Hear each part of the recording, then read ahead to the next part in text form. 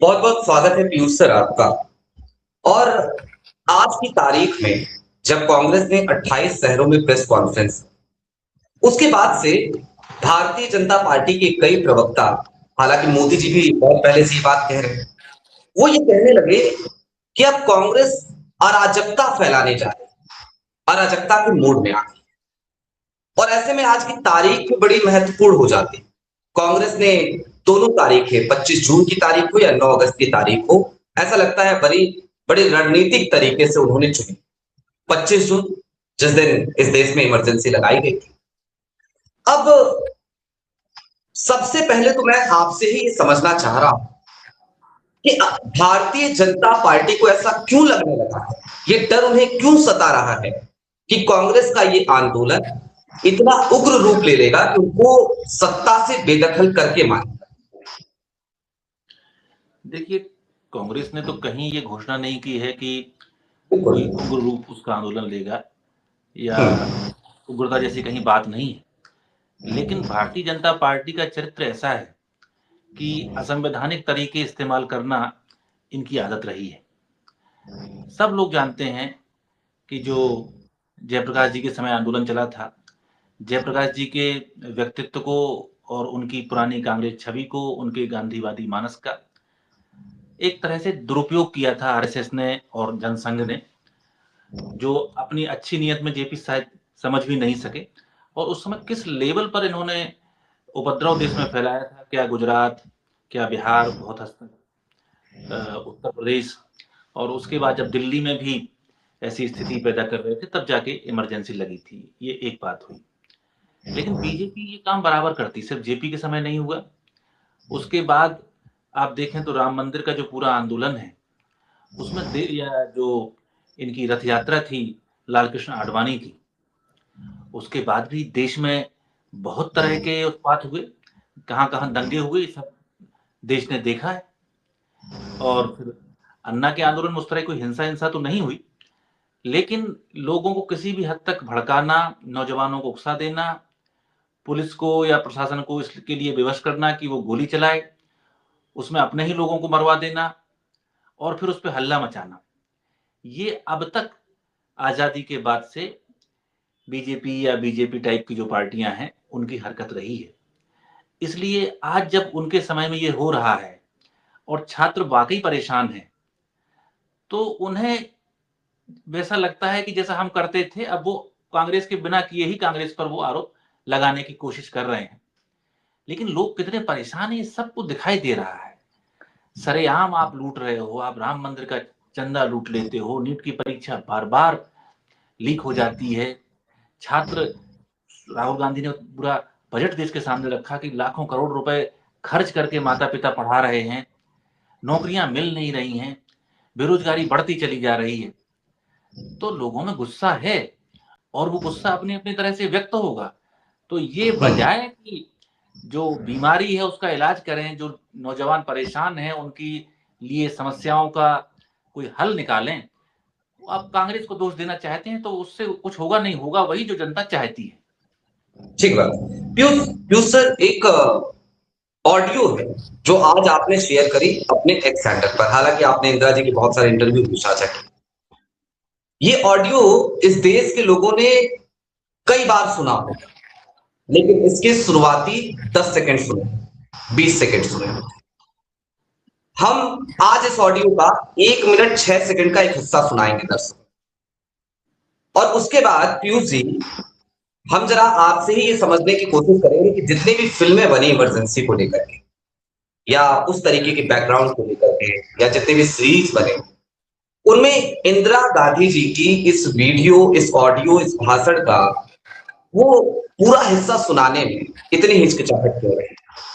हम तो सिर्फ 1 मिनट 6 सेकंड सुना रहे हैं, उसी में सारी कहानी आ जाएगी इमरजेंसी की। भाइयों और बहनों, राष्ट्रपति जी ने आपातकाल की घोषणा की है। इससे आतंकित होने का कोई कारण नहीं है। आप सभी गहरे और व्यापक षड्यंत्र से अवगत होंगे जो उस समय से रचा जा रहा है जब से मैंने भारत के जनसाधारण के लाभ के लिए कुछ प्रगतिशील उपाय करने शुरू किए। प्रजातंत्र के नाम पर प्रजातंत्र के काम को ही नकारने की कोशिश की जा रही है। विधिवत रूप से निर्वाचित सरकारों को कार्य नहीं करने दिया गया है और कुछ मामलों में वैध रूप से निर्वाचित विधानसभाओं को विघटित करने के उद्देश्य से सदस्यों को इस्तीफा देने के लिए बाध्य किया गया। आंदोलनों से वातावरण भर गया, जिनसे हिंसात्मक वारदातें हुई। मेरे मंत्रिमंडल के साथी श्री एल.एन. मिश्र की अमानुषिक हत्या से सारे देश को धक्का लगा है। भारत के मुख्य न्यायाधीश पर कातिलाना हमले की भी हम घोर निंदा करते हैं। जी पीयूष जी, ये ऑडियो हर फिल्म में हमें सुनाई देती है, कहां तक? तो वहीं तक कि राष्ट्रपति जी ने आपातकाल लगाने की घोषणा की है और इससे घबराने की जरूरत नहीं। इसके आगे की ऑडियो क्यों नहीं सुनाई देती? क्या छिपाना चाहते हैं? और आज 25 जून की तारीख है, आज ही जरा इस पे आप बात करें तो बेहतर है। स्वप्निल भाई, मैंने एक वीडियो और अभी शेयर किया थोड़ी देर पहले, वो भी 1 सवा मिनट का है, और वो है आचार्य रजनीश का, जिन्हें दुनिया ओशो के नाम से जानती। उन्होंने बिल्कुल 1 मिनट में सीधी सी बात कही कि आपातकाल की स्थिति तो उसके पहले के लोगों ने पैदा कर दी थी। पूरे देश में उपद्रव हो रहे थे, ऊधम हो रहे थे, और किसी भी संस्था को चलने नहीं दिया जा रहा था। सेना पुलिस से बगावत करने के लिए उकसाया जा रहा था। देश में पूरा उपद्रव मचा हुआ था। उसको शांत करने के लिए इंदिरा गांधी ने इमरजेंसी लगाई, और इमरजेंसी लगाने के बाद वो उपद्रव शांत हो गया। तो जो पूरे आंदोलन के, और फिर वो कहते हैं कि अब इमरजेंसी भी हट गई है, तो देश जैसे जहां पहले खड़ा था, देश अब वहीं खड़ा है। अब ये उन्होंने एक लाइन में बात समझाई, लेकिन हमें तो ये लगता है कि 25 जून 1975 की इमरजेंसी से पहले क्या इंदिरा गांधी ने कोई भी तानाशाही का काम किया था? कोई अलोकतांत्रिक काम किया था? या जो लोग आंदोलन के अगुआ बने, उन लोगों ने देश में अराजकता में या वास्तव में आपात स्थिति उत्पन्न की थी? भाई, आपातकाल का प्रावधान इसीलिए होता है कि देश में आपात स्थिति हो जाए तो आप उसे घोषित कर दीजिए और उस तरह के मेजर्स लीजिए। तो अब प्रश्न ये है कि क्या जिस दिन इंदिरा गांधी ने इमरजेंसी लगाई तब देश में आपात स्थिति थी या नहीं थी? आप देखेंगे तो गुजरात में छात्रों का आंदोलन शुरू हो जाता है, और उसको कहते हैं कि छात्रों का आंदोलन है, इसके पीछे कोई पॉलिटिकल पार्टी नहीं है, लेकिन सारी पॉलिटिकल पार्टी उसके पीछे लगी हुई है। मोरारजी भाई देसाई लगे हुए हैं, अन्य नेता लगे हुए हैं, पूरा आरएसएस लगा हुआ है, विद्यार्थी परिषद लगी हुई है, और मोहल्ले मोहल्ले में आगजनी हो रही है। सरकारी बसों को जलाया जा रहा है, कॉलेजों को जलाया जा रहा है, प्रोफेसर्स को मारा जा रहा है। ये सारा खुल के, आज के समय में उसका 10% भी हो तो सरकार आपातकाल क्या आर्मी उतार देगी। ये सारी चीजें इंदिरा जी बर्दाश्त कर रही हैं। इसके पहले के भी कारण है कि देश में सूखा पड़ा हुआ था, कच्चे तेल के दाम 4 गुना बढ़ गए थे, और बड़े पैमाने पर हड़तालें कराई जा रही थी। तो इसमें विदेशी ताकतों को हाथ हो कोई बहुत बड़ी बात नहीं है। इंदिरा गांधी समाजवादी सारी की सारी नीतियां लेके आ रही थी, जिनसे बड़े पूंजीपतियों को दिक्कत हो रही थी, जिनसे पूंजीवादी देशों को दिक्कत हो रही थी। उस सब के परिदृश्य में ये छात्र आंदोलन का एक मुखौटा बनाया गया, उसके पीछे पूरे विपक्ष लगा, और इन सब ने कहा कि भाई गुजरात के मुख्यमंत्री चिमन भाई पटेल भ्रष्ट हैं, इन्हें हटाओ। अब जबकि वो प्रचंड बहुमत से, लगभग हमें लगता है 70 से 80% सीट जीत के वो कांग्रेस की सरकार बनी थी और चिमन भाई पटेल मुख्यमंत्री थे। इंदिरा जी ने इनकी मांग मान ली, इनकी मांग मान के अपने मुख्यमंत्री को हटा लिया। ऐसा कहीं होता है? आज कल ही मोहन यादव जी के खिलाफ इतना बड़ा मामला सामने आया है, 2 दिन से प्रधानमंत्री के मुंह से शब्द नहीं निकला, लेकिन इंदिरा जी ने आपकी बात मानते हुए, अच्छा ठीक है आप ऐसा कह रहे हैं तो मुख्यमंत्री को हटा लेते। मुख्यमंत्री को हटा लिया तो वो मोरारजी देसाई फिर आमरण अनशन पर बैठ गए कि अब विधानसभा को भंग करो। इंदिरा गांधी ने विधानसभा को भंग भी कर दिया। एक सरकार जो चुनी हुई है, जिसके चुने हो जाने पे कोई विवाद नहीं है, जो 70-80% सीट के चुनी है, अपनी सरकार है, उसको एक प्रधानमंत्री जो 352 सीट लेके लोकसभा में बैठा हुआ है, वो विपक्ष के षड्यंत्र से उसको अपनी भंग कर देता है। फिर ये दोबारा बैठ गए आमरण अनशन पर मोरारजी देसाई कि चुनाव कराओ, तब वो चुनाव भी करा देती है। और ये सारी प्रक्रिया फिर इसके बाद गुजरात से उठ के बिहार चली जाती है। अब बिहार में भी यही सब काम होने लगता है। इंदिरा जी फिर बातचीत करती हैं कि भाई अगर हम बिहार की सरकार भी हटा देंगे तो आप लोग ये सब बंद कर लोगे। तो जेपी कहते हैं कि नहीं, हम इसकी गारंटी नहीं ले सकते। और इसमें सिर्फ ये छात्रों तक का मैं बताया, विधायकों के इस्तीफे कराए जा रहे हैं कांग्रेस के, और इस्तीफे ऐसे नहीं हो रहे हैं, किसी विधायक का घर घेर लिया जाता है। एक विधायक के तो बच्चों को किडनैप कर लिया गया। गुजरात के विधानसभा अध्यक्ष बीमार थे, भर्ती थे हॉस्पिटल में, उन्हें लड़कों ने अंदर जाके खिड़की से बाहर फेंक दिया। एक विधायक का मुंह काला करके गधा पे बैठ के घुमाया। ये मैं कुछ चुनिंदा घटनाएं बता रहा हूं। बसों को जलाना, सरकारी संपत्तियों को जलाना, संपत्तियों को जलाना, अखबार के दफ्तरों में आग लगा देना, हड़तालें करना, ट्रांसमिशन सिस्टम खत्म कर देना, इनकी तो अनगिनत घटनाएं हुई। तो सवाल ये है कि इंदिरा गांधी ने उस समय क्या वोट चोरी कर ली थी? इंदिरा गांधी ने किसी की पार्टी को तोड़ लिया था? इंदिरा गांधी ने किसी के वोटर राइट्स जैसे एसआईआर में छीन लिए गए हैं वैसे छीन लिए गए थे? क्या इंदिरा गांधी ने उसके पहले किसी विपक्ष के नेता को जेल में डाल दिया था? कोई भी कारण नहीं। सिर्फ आपने समझा कि हम 4-5 चुनाव लड़ चुके हैं, हम कांग्रेस को नहीं हरा पाते हैं, तो हम अब संविधान को और चुनाव को एक तरफ दरकिनार करते हैं और उपद्रव और अराजकता के माध्यम से देश पर कब्जा करेंगे। और यही बात जो पहले गुजरात में हुई और यही बात फिर जब बिहार में हुई, उसके बाद दिल्ली के रामलीला मैदान तक पहुंच गए और वहां से घोषणा की गई कि हम प्रधानमंत्री का आवास घेर लेंगे, पूरी दिल्ली को घेर लेंगे, सेना को हथियार उठा लेने चाहिए, सेना को बगावत कर देनी चाहिए।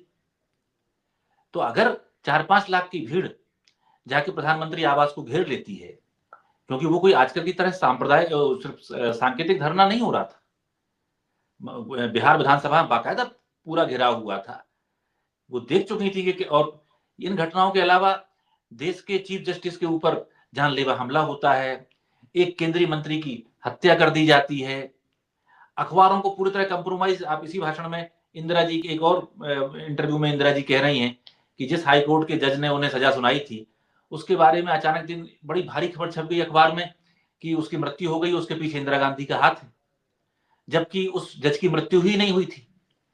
तो आप कल्पना करिए, उस समय का जो प्रमुख अखबार इंडियन एक्सप्रेस, जिसे आज बड़ा सत्य का प्रोधा और जाने क्या क्या बताया जाता है, इंडियन एक्सप्रेस रामनाथ गोयनका का ही तो अखबार था। और रामनाथ गोयनका जनसंघ के लीडर थे या नहीं थे, जनता पार्टी में थे कि नहीं थे?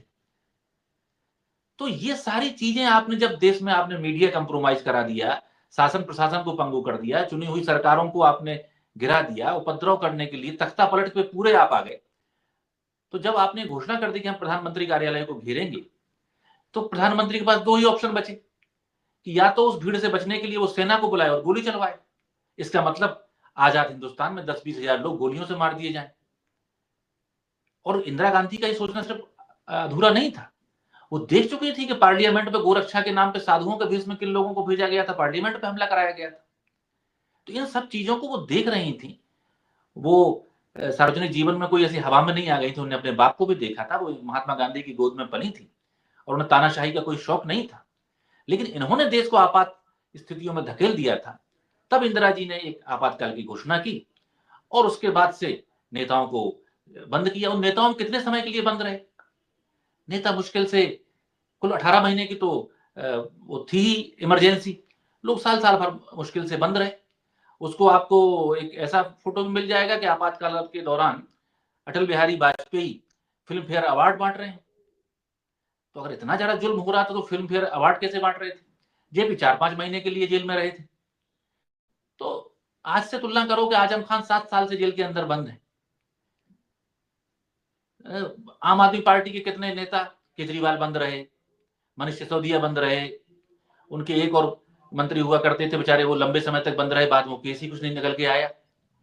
आपने सिटिंग चीफ मिनिस्टर झारखंड के, उनको बंद कर दिया, उनके बेटे बंद है। ये जो साफ साफ तानाशाही दिखाई दे रही है, आप पार्टियां तोड़े चले जा रहे हो, लोगों को उठवा ले रहे हो, तो ये तानाशाही है इसमें। और संविधान को के नाम पर आप संविधान की हत्या कर रहे हो। इंदिरा गांधी ने जो देश में आपात स्थिति हो गई थी उसे स्वीकार किया और उस आपात स्थिति को खत्म करने के लिए आपातकाल लगाया।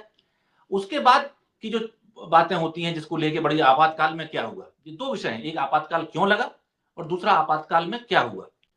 उसमें निश्चित तौर पर प्रशासन ने कुछ ज्यादतियां की, उसके लिए इंदिरा जी ने माफी भी जनता से मांगी और उनकी ईमानदारी देखिए कि अगर वो तानाशाह होती तो क्या स्वतंत्र चुनाव होने देती? लेकिन उनसे ज्यादा तानाशाह तो जनता पार्टी निकली, जिसने किसी कोर्ट के ऑर्डर का वेट भी नहीं किया और लोकसभा के अंदर प्रस्ताव पास करके लोकसभा से सीधा उठा के इंदिरा गांधी को जेल भेज दिया। क्या किसी और सरकार ने, कांग्रेस सरकार 60 साल देश में रही है, कभी ऐसा हुआ कि लोग कि वहीं प्रस्ताव पास करके किसी नेता को, जो भूतपूर्व प्रधानमंत्री हो, आप जेल भेज देंगे?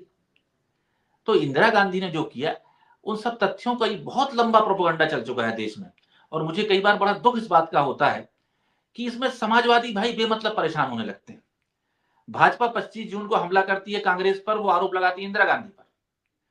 कांग्रेस के कुछ लोग आरएसएस को, बीजेपी को जवाब देते हैं और उसमें समाजवादी बीच में कूद के आ जाते हैं कि आप हमारे बारे में कह रहे हो। अरे भाई, आप अब तो मान लो 50-60 साल हो गए हैं कि आपको उसमें बुद्धू बनाया गया था। आप जो लोग पुराने गांधीयंस थे, आपकी एक अच्छी छवि का बेजा इस्तेमाल किया गया था। उन बातों को समझने की, और इंदिरा गांधी ने इमरजेंसी के दौरान पार्लियामेंट के भाषणों में कहा कि ये आरएसएस के खिलाफ है, आरएसएस एक फासिस्ट ऑर्गेनाइजेशन है। वो क्लियर कह रही हैं कि हम आरएसएस के खिलाफ कर रहे हैं और आप भी समझ ही नहीं पा रहे हैं। मैं फिर कहता हूं समाजवादियों से, आपके ध्येय कितने अच्छे रहे, कुछ भी नहीं, लेकिन किसी भी समय आप ऐसा कैसे भूल सकते हैं कि गांधी की हत्या किसने की थी, उस हत्यारे का किस संगठन से संबंध था, उस संगठन पर 2-2 बार प्रतिबंध लगाया गया। उस संगठन को साथ लेके आप देश में लोकतंत्र बहाल कर सकते हो? क्या फासिस्टों के कंधे पर चढ़कर कोई डेमोक्रेसी आ सकती है? अगर आप इतने भूले थे तो ये देश आपको भूल जाए, वही बेहतर है। जी स्वप्निल भाई। ठीक ठीक बात है। लेकिन सर, एक बात और समझने की जरूरत है, और चूंकि मैंने आपकी बातें सुनी, मैं राजनीति को थोड़ा बहुत जरूर पढ़ता हूं, लेकिन इतिहास का मैं कभी विद्यार्थी नहीं रहा। लिहाजा आपके नजरिए से मैं ये समझना चाहूंगा, जो मेरी समझ में अब तक आ रहा है, 1975 का वो दौर था जब इस देश का विपक्ष इस देश में आपात स्थिति पैदा करता था। लेकिन आज की तारीख में भले देश में आपातकाल ना लगा है, आपात स्थिति भी है और एक अघोषित आपातकाल भी है। क्या ये कहना सही नहीं होगा? और क्या अब मजबूरी नहीं थी ये कांग्रेस की या समूचे विपक्ष की कि वो एक गांधीवादी तरीके से आंदोलन करे? स्वप्निल भाई, विपक्ष तो जो करता है, कांग्रेस लगभग सब जगह आंदोलन कर रही है। मैं भोपाल में पिछले 4-5 साल से चीजों को देखता हूं। कांग्रेस कोई भी शांतिपूर्ण आंदोलन करना चाहती है तो जहां से वो आंदोलन के लिए चलना शुरू करते हैं, उससे 20 कदम आगे पुलिस बैरिकेड लगा देती है, और कम से कम बैरिकेड की जो चौड़ाई होती होगी वो 50 फुट होती होगी। उसके बाद वज्र वाहन और वो वाटर कैनन ये सब खड़े हो जाते हैं, और उसके बाद हथियारबंद पुलिस वाले खड़े हो जाते हैं। शांतिपूर्ण आंदोलन को भी ये नहीं होने दे रहे हैं। जेपी के समय का भूल जाइए, कितना उपद्रव हो रहा है, कितना बलवा देश में हो रहा है। ये शांतिपूर्ण आंदोलन की इन्होंने पूरी संभावनाएं खत्म कर रखी। उत्तर प्रदेश में आप देखिए, अन्य जगहों पर कोई बड़ा नेता राष्ट्रीय आता है तो कांग्रेस के नेता को घर में ही नजरबंद कर दिया जाता है। मैं सबकी फोटो देखता रहता हूं कि आज पुलिस आ गई है, आज तो फलाने आ रहे थे, मुख्यमंत्री आ रहे थे, प्रधानमंत्री आ रहे थे, हमें घर से नहीं निकलने दिया जा रहा। ये क्या डेमोक्रेसी है? और इन दोनों घटनाओं को मीडिया दिखाता नहीं है, और फिर मीडिया सवाल करता है कि कांग्रेस सड़क पर नहीं उतर रही है। अरे हमें घर से ही नहीं निकलने दिए जा रहे हैं, हम गोलियां चलाने लगे क्या? तो जब आपको घर से नहीं निकलने दिया जाएगा, शांतिपूर्ण आंदोलन नहीं करने दिया जाएगा, और मीडिया उस शांतिपूर्ण आंदोलन जो आपने बात कही दिखाएगा नहीं, और बाद में नरेशन बनाएगा कि आप सड़क पर नहीं उतर रहे। इस देश ने देख लिया, भारत जोड़ो यात्रा राहुल गांधी ने निकाली, 4000 किलोमीटर चले, कोई जगह ऐसी रही जहां पर लाखों लोग उनके पीछे ना चले हों? तो ये तो हम सब देख रहे हैं। और अब भी जो राहुल जी ने, अभी जो कोटा में रैली हुई थी, आप बताइए, छात्र भी थे, इतने बड़े संख्या में लोग थे, तो शांतिपूर्ण सब बातें हो रही। लेकिन इस समय आपातकाल से कोई तुलना नहीं है। किसी नेता को इंदिरा गांधी ने कान पकड़ के कांग्रेस में शामिल नहीं कराया था। यहां तो विपक्ष आंदोलन करना तो दूर, विपक्ष का अस्तित्व तो खतरे में। टीएमसी रातों रात टूट जाती है, उद्धव ठाकरे की शिवसेना 2-2 बार टूटती है, मीडिया में बड़े गर्व से कयास लगाए जाते हैं कि अब अगला नंबर इस पार्टी के टूटने का है। आम आदमी पार्टी के साथ विधायक एक दिन में चले जाते हैं। कांग्रेस की कितनी सरकारें लूट ली गई, अदालतें चुप्पी छाई हुई हैं। तो ये अब देश, जब आप सारे लोकतांत्रिक विकल्प बंद करते जा रहे हो, और महंगाई का क्या आलम, आपने एक दिन में 1000 रुपया बढ़ाया था कमर्शियल गैस सिलेंडर पे, तो कमर्शियल गैस सिलेंडर सिर्फ ताज होटल में थोड़ी जल रहा है। जो बेचारा खुमचा लगाता है, ठेला लगाता है, चाट पकौड़ी बनाता है, इसे पकौड़ा रोजगार कहा था मोदी जी ने, उस बेचारे का भी तो बढ़ता है। आप देखिए नोएडा में कुछ दिनों पहले जब मजदूरों ने अपनी तनख्वाह के लिए, अपने जीवन के लिए, अपनी लिविंग कंडीशंस के लिए कोई बात कही तो बात तो कोई सुनी नहीं, उन्होंने 2-4 कारों में तोड़फोड़ कर दी। उस पर क्या हुआ? उस पूरे मुद्दे को दबा दिया गया, कई लोग गायब चल रहे हैं और एक दो सर साहित्यिक किस्म के लोग, साहित्यकार लोग। मैं खुद नोएडा में रहता हूँ, जी जी मैंने लोगों का दर्द देखा उस आंदोलन का। कई परिवार आए मेरे पास और उन्होंने कहा कि सर बस मुझे इतना पता करना है कि मेरा भाई कहाँ है, मेरा बेटा कहाँ है, तो अब ये पता ही कोई नहीं। स्टालिन का समय चल रहा है क्या कि कोई गायब हो गया और पता ही नहीं चल रहा है, और उसमें आपने षड्यंत्र पूर्वक कुछ लेखकों को उठा के आपने जेल में बंद कर दिया। आप तो लोकतांत्रिक प्रक्रिया को सांस नहीं लेने दे रहे हो देश में। आप बताइए, मोहन यादव जी का इतना बड़ा केस आ गया, एक सवाल नहीं होना चाहिए क्या इनसे? लेकिन नहीं, इतनी मोटी चमड़ी है कि उस पर जू नहीं रहती। राम मंदिर के मामले में तो पूरा आरएसएस ही शामिल है, प्रधानमंत्री के आसपास के लोग शामिल हैं। उस एक ड्राइवर का नाम लेते हैं बार बार। एक ड्राइवर बेचारा करोड़ों रुपए का सोना लेके भाग जाएगा और उसके आका लोग शांति से बैठे रहेंगे। तो ये सब लोगों को दिख रहा है कि भले ही डीजल पेट्रोल अब आज कच्चे तेल का दाम $75 से नीचे आ गया है, लेकिन यहां जो डीजल और पेट्रोल के दाम बढ़े थे वो नीचे नहीं आ रहे हैं। जो सब्सिडी मिलती थी डीजल पर किसी जमाने में, वो खत्म हो चुकी है और बाजार में हलचल ये है कि जो कमर्शियल यूज का डीजल है उस पर रेट बढ़ाना चाहते हैं। तो आप जनता को हर तरह से चूस रहे हो, और चूसने में ये पूंजीवाद अकेला नहीं है। पूंजीवाद तो एक चीज होती है कि भाई तमाम कंपनियां हैं, अपने हिसाब से मुनाफे के लिए काम करें। आपने तो एक डमी कंपनी बना रखी है और सारा पैसा उसी के साइफन ऑफ करके उसे दे रहे हो, सारे ठेके उसे दे रहे हो। तो ये तो एक तरह से कोई ताना, मुझे हिटलर के बारे में भी इस तरह की जानकारी नहीं है, स्टालिन के बारे में भी जानकारी नहीं है। तानाशाह तक तो सुना है हमने, लेकिन तानाशाह देश की संपत्ति का लुटेरा भी हो जाए अकेले दम पर, ये हम यहीं के मॉडल देख रहे हैं। तो भारत की जनता बहुत शांत है, बहुत विनम्र है, लेकिन स्वाभिमानी भी है। ये अंग्रेजों से भी लड़ी है, ये उसके पहले जब आक्रांता विदेश से आए उनसे भी लड़ी है, जब सिकंदर आया था तो उससे भी लड़ी है। तो इसने कभी घुटने नहीं टेके हैं, पराजित हुई हुई है, जीती भी हुई है। तो अगर ये स्थिति देश के सामने लाएंगे तो देश उसी दिशा में जाएगा। ठीक बात है सर। चलते चलते एक आखिरी सवाल है, और वो बस इतना है कि जब मोदी जी आए तो एक नारा दिया था कांग्रेस मुक्त भारत, वो कर नहीं पाए, असफल रहे पूरी तरीके से। अब वो जिस झर्रे पे चल निकले हैं वो है रीजनल पार्टीज मुक्त भारत, और ऐसे में कांग्रेस का ये आंदोलन। तो क्या रीजनल पार्टीज को कांग्रेस के इस आंदोलन में आकर के जुट नहीं जाना चाहिए? जगह जगह पर 862 शहरों में आंदोलन होने जा रहा है। देखिए, परिस्थितियां बड़ी विचित्र बात है कि जब तक, जैसे हमारे घर में अगर पानी आ रहा है और पूरे शहर में पानी की सप्लाई बंद है तो हमें बहुत फिक्र नहीं होती, लेकिन हमारे घर में बंद हो जाए और पूरे शहर में आता रहे तो हमें लगता है कि जल संकट आ गया है। तो क्षेत्रीय दलों को समग्रता में सोचना ही चाहिए। जो खतरा आज एक के दरवाजे पे आया है वो कल दूसरे के पे आएगा, दूसरे से तीसरे पे आएगा, कांग्रेस पे भी आ सकता है, क्योंकि कांग्रेस को तो पहले भी आया है। तो अगर आप एकजुट नहीं होते हो तो ये तो सुरसा के मुंह की तरह बढ़ता चला जा रहा है और सबको निगलते चले जा रहे हैं। और खासकर विपक्षी दलों का मैं पहले देखता था कि आंदोलन किया करते थे, बल्कि ये सब विपक्षी दल जितने माने तीसरे मोर्चे के दल जो कहलाते हैं, जो समाजवादी पार्टी और कांग्रेस के, माने समाजवाद और कांग्रेसवाद दोनों से निकले हुई पार्टियां हैं, ये लोग आंदोलन से पैदा हुई पार्टियां हैं। लेकिन अब तो इनमें से कोई आंदोलन करता हुआ दिखेगा ही नहीं। उत्तर प्रदेश जैसा राज्य जहां कांग्रेस की स्थिति बहुत मजबूत नहीं मानी जाती है, वहां भी धरना प्रदर्शन, लाठी खाना, ये सारा काम कांग्रेस के लोग करते हैं। अब देखें बहुजन समाज पार्टी, लोकदल तो खैर अब साथ ही मिल गया उनके, लेकिन लोकदल भी कह लीजिए, ये उन समाजवादी पार्टी, मुझे याद है मुलायम सिंह जी के जमाने में हल्ला बोल और कौन कौन से आंदोलन ये लोग सब किया करते थे। लेकिन समाजवादी पार्टी का कोई आंदोलन लंबे समय से हमें नहीं दिखाई दे रहा है। बिहार में आरजेडी का कोई आंदोलन नहीं सुनाई पड़ रहा है, महाराष्ट्र में शिवसेना का कोई आंदोलन नहीं दिखाई दे रहा है। तो ये खतरे तो बहुत साफ दिखाई दे रहे हैं।